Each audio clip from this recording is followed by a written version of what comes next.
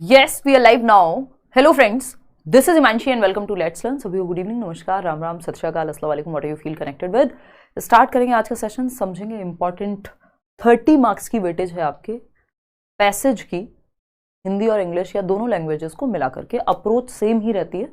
आज हम हिंदी के दो पैसेज सॉल्व करेंगे जिसमें एक कविता होगी और एक आपका यानी एक पद्यांश होगा और एक गद्यांश होगा। एक अनसीन पैसेज आपके आते हैं 4 टोटल पेपर में, 2 हिंदी में, 2 इंग्लिश में, या कोई भी लैंग्वेज अगर आपने ली है तो 2-2 पैसेज आपको देखने को मिलेंगे। तो समझते हैं कि कैसे इसको सॉल्व करने की अप्रोच क्या रहनी चाहिए, क्योंकि ये कभी भी रिपीट तो होता नहीं है पेपर में कि सेम एज इट इज ही पैसेज उठ करके आ जाएगा। बट आपको जिस भी एग्जाम को आप देने जा रहे हैं, अगर यहाँ मैं बात करूँ सीटेट की या टीचिंग एग्जाम्स की, तो आपको पैसेज उसी तरह के सॉल्व करने चाहिए, ना कि कोई भी रैंडम पैसेज के आपका मन किया एसएससी का पैसेज उठा लिया, मन किया आपने यूपीएससी का पैसेज उठा लिया। पैसेज में ऐसा नहीं करना चाहिए। जो एग्जाम आप देने जाने वाले हैं उसी तरह के एग्जाम को, मतलब उसी एग्जाम के प्रीवियस ईयर को सिंपली आपको सॉल्व करना चाहिए पैसेज। क्यों? क्योंकि पैसेज का जो टाइप है, जो अप्रोच है, जिस तरह के पैसेज, इवन जितनी लेंथ का पैसेज पूछा जाता है वो लगभग सेम ही रहता है। हम लोग बहुत दिनों बाद मिल रहे हैं, बहुत मतलब 8-10 दिन हो गए ऑलमोस्ट, और एक ऑलमोस्ट आफ्टर अ वीक हम मिल रहे हैं। सैटरडे संडे तो मैंने ऑफ किया ही था लास्ट, और इस बार भी फिर सैटरडे संडे आपका रहा ऑफ। तो इस बीच बहुत सारी चीज़ें नहीं, मुझे पहले तो जाना था 2 दिन के लिए कहीं, फिर मैं वहाँ से आई, मेरी तबीयत हो गई ख़राब, फिर मैंने क्लास लगाई भी, आपको पता है ये क्लास कई दिनों से लगी हुई है।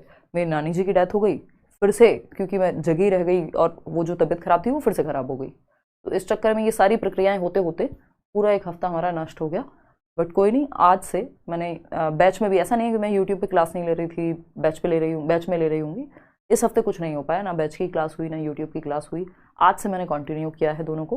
हालांकि मैं बैच में ऑलरेडी, या यूट्यूब पे भी हम काम तो कर ही रहे थे, बैच में थोड़ा और स्पीड से चल रही थी चीज़ें, तो कोई दिक्कत नहीं है कि हफ्ते भर की छुट्टी हुई। बट अगेन मुझे खुद को अच्छा नहीं महसूस होता, और हमारे पास समय है एग्जाम में अभी काफ़ी, तो टेंशन वाली कोई बात नहीं है। बट एक फ्लो टूट जाता है स्पीच, जो लोग डेली पढ़ाई कर रहे होते हैं, वो मैं समझती हूँ, वो आपका अब से बन जाएगा।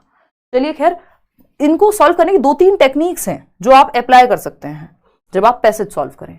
उस पर सबसे पहले चर्चा करेंगे, क्योंकि पैसेज सॉल्व करना अपने आप में एक माइंडसेट के जैसा है कि आपने बना लिया तो इजी लगेगा, नहीं तो आपको मुश्किल लगेगा। बहुत सारे लोग इसी दुख में रहते हैं कि हमारे पैसेज में नंबर नहीं आते, पैसेज में नंबर नहीं आते। पैसेज में नंबर नहीं आएंगे अगर हम सही अप्रोच नहीं फॉलो कर रहे हैं। तो बात सही है नहीं। अब डेली हम शाम को 9 बजे मिलेंगे, कल हम आपके टॉपिक से शुरू करेंगे। नयन तरस गए आपके दर्शन के लिए, बिल्कुल राहुल, सेम। मैं भी मतलब काफी दिनों से मिस कर रही हूँ आप लोग को।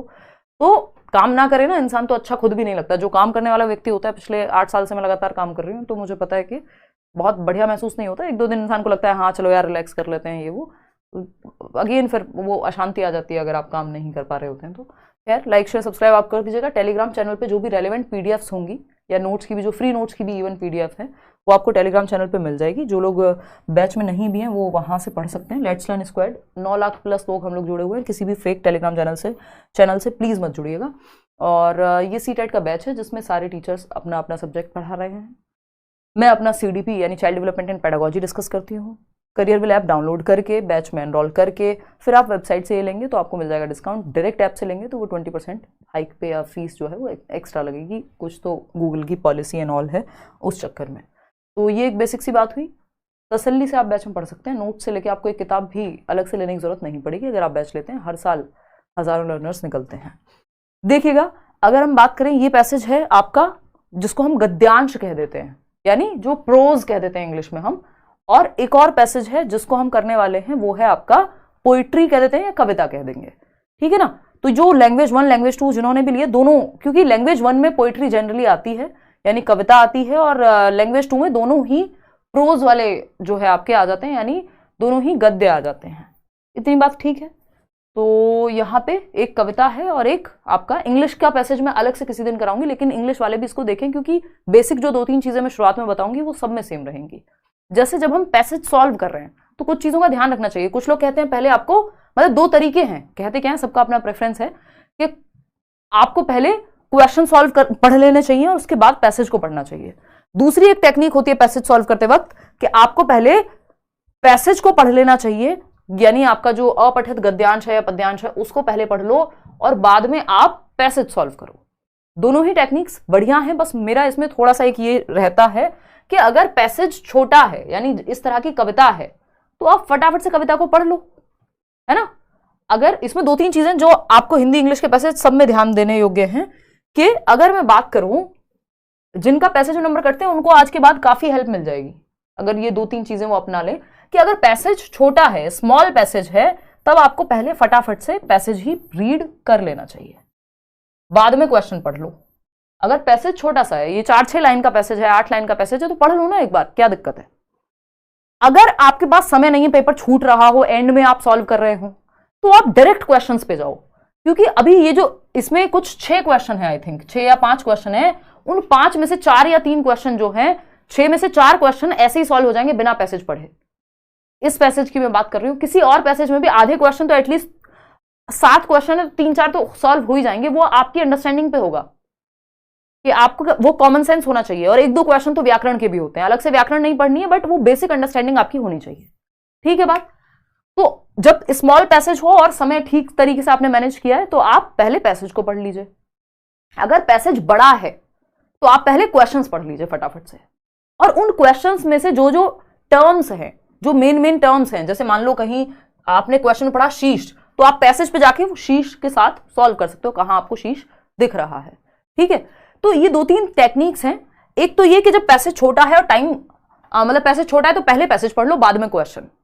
अगर टाइम कम है तो हमेशा पहले क्वेश्चन पढ़ो, क्योंकि अगर आप पूरा पैसेज सॉल्व कर नहीं भी पाए, पेपर छूट गया लास्ट में, भगवान ना करे ऐसा हो, बट अगर आपको लग रहा है समय कम है, तो आप डायरेक्ट क्वेश्चन करो, उसमें से आधे क्वेश्चन आपके बिना पैसेज पढ़े हो जाएंगे।